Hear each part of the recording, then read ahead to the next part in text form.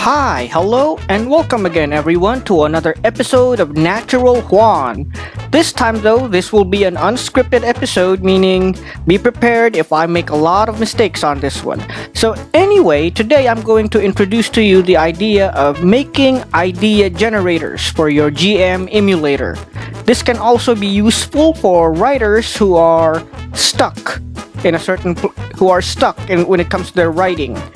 So yeah, it involves using a random way, using dice, for example, so to create an idea for you, or at least give you a good idea on what to do next, either if you're playing a tabletop RPG without a GM, or if you have a lazy GM, or if you're a writer stuck on where you need to go with your story.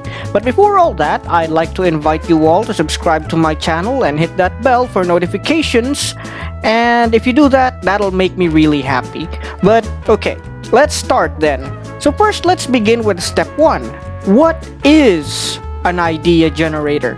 Well, to define that, an idea generator is a way for it. Sometimes it's random images, sometimes it's random words. We're gonna go with that second option to give a person, usually a tabletop player or a writer, ideas on what happens next. This is very useful for groups who are playing a tabletop RPG without a GM, where you don't have a game master, so you players have to figure things out on your own. You can use the idea generator to push your story or narrative on, so you can keep going with your story. Like, what happens after you rescue the princess? What happens then? Does the dragon come out and confront you? Or does the princess suddenly betray you? Stuff like that. It's also useful for writers, like I said, that if you find yourself stuck at a spot, you don't know where your characters will go or what they're going to do, this might be a way to, fix that problem. It's not always a surefire way to fix your writer's block, but it can help. It can at least give you a few ideas here and there. So, yeah. Anyway, we're going to use the word version. There's already idea generators out there. I think they're called idea cubes that show you these images that can be symbols and stuff like that.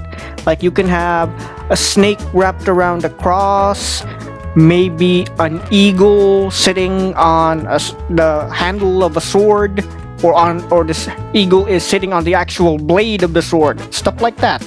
You're likely to get that with their idea generators. They're shaped like dice, 6-sided dice, and you just roll for an image. Here we'll be using words, and this will be easier to create on your own because you're just using words. Okay, so step 2, what materials will you need? Well, that's very simple. You just need pencil and paper to write with, and paper to write on. Or you can do like me and use Word.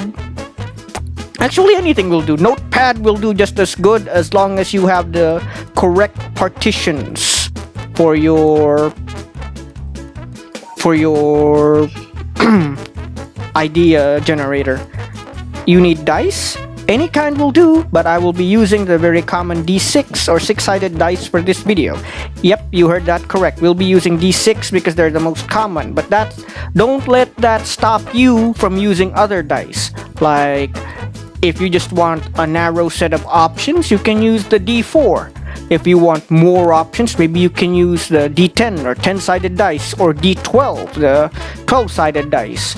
If you want to go the extreme, there's always the D20 that Dungeons & Dragons popularized, 20-sided dice. Or if you want to be really, really extreme, you can use the D100, the 100-sided dice. That's just 2 10-sided dice put together, okay? That's not an actual 100-sided dice. Although they do have them. They do sell 100-sided dice, but they're not as common. They're not very common, okay? You're not going to find them everywhere. But the 2 10-sided dice, that's pretty common. Step 3 is know your genre, theme, and mood.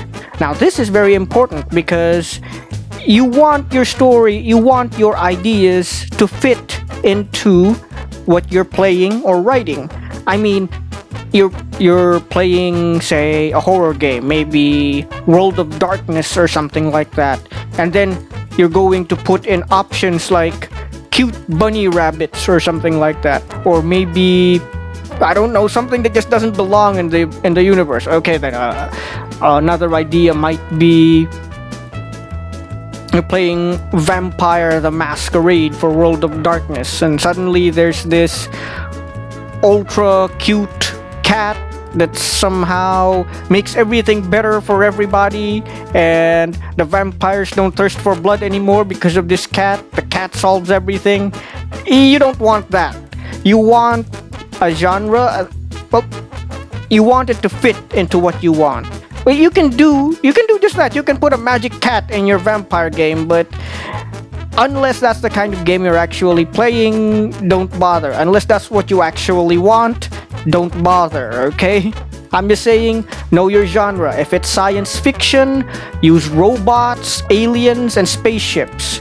You want fantasy, you can use dragons, elves, and magic swords, and stuff like that. Okay, that's good. So we got that down. Now, step 4, write your keywords. Anyway, so this is how we establish your keywords. So, we put in the numbers.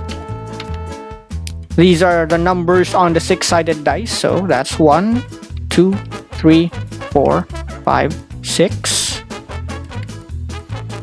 Next, you'll have your adjectives.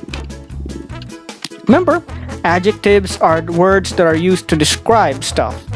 And here's some of them. Okay, so before we start, I will say that I want this genre to be mystical fantasy story, or maybe what they call low fantasy or sword and sandal genre, you know, like Conan the Barbarian or Gore, wherein you just have a traveling warrior fighting monsters and evil wizards and stuff like that. Like the hero doesn't have magic of his own or something.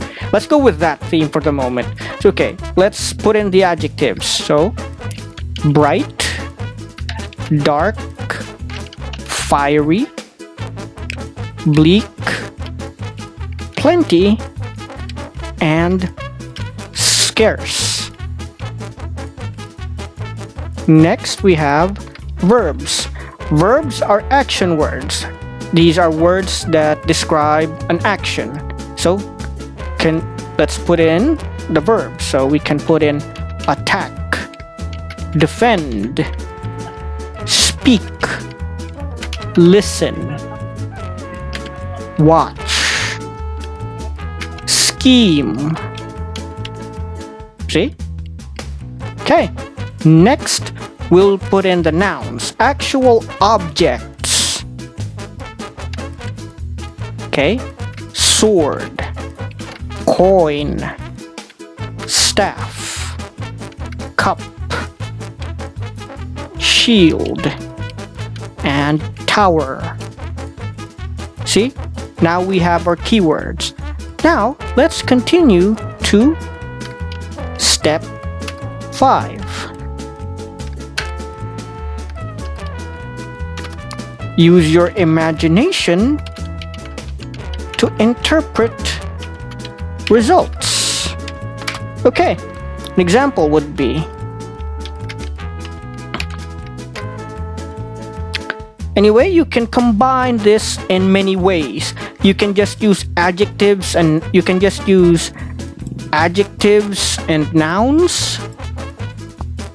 You can use verbs and nouns, or you can just use adjectives and verbs. Or you can use all 3 of them to get a good idea. So you roll your dice, for example. You come up with 2. So you come up with 2 for adjectives. You get 3 for verbs. And okay, let's stop there for a moment so that you get an idea. So we get dark and speak. This can mean that bad guys are having a meeting. See? You're using your imagination to interpret this stuff. Next, you can have, like, you ask about a situation. Like that. A situation. Like bad guys are having a meeting. That's an example of a situation. So next, you get 6 adjective and 2 nouns. So you get scarce coin. Now this can be interpreted in a lot of ways. You can say you're in a bankrupt town, or your hero is broke. See, it can be interpreted in a lot of ways. As a third example, I guess this time maybe we can combine all of it. So we get 1 adjective. Oops.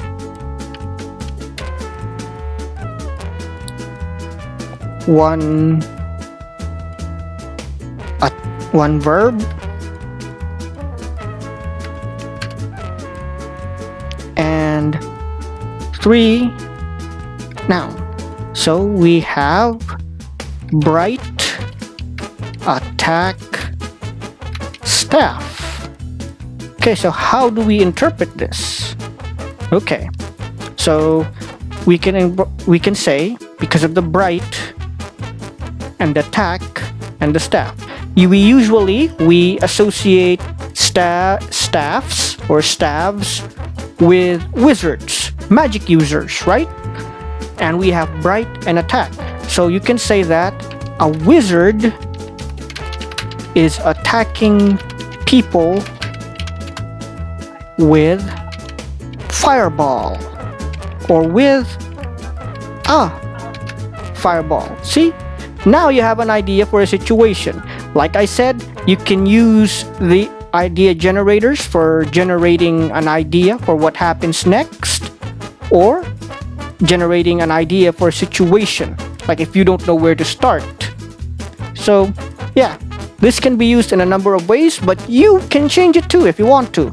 Ideas I could give you is, if you think that 6 options aren't enough, like I said earlier, you can make more. You can use a 10-sided dice.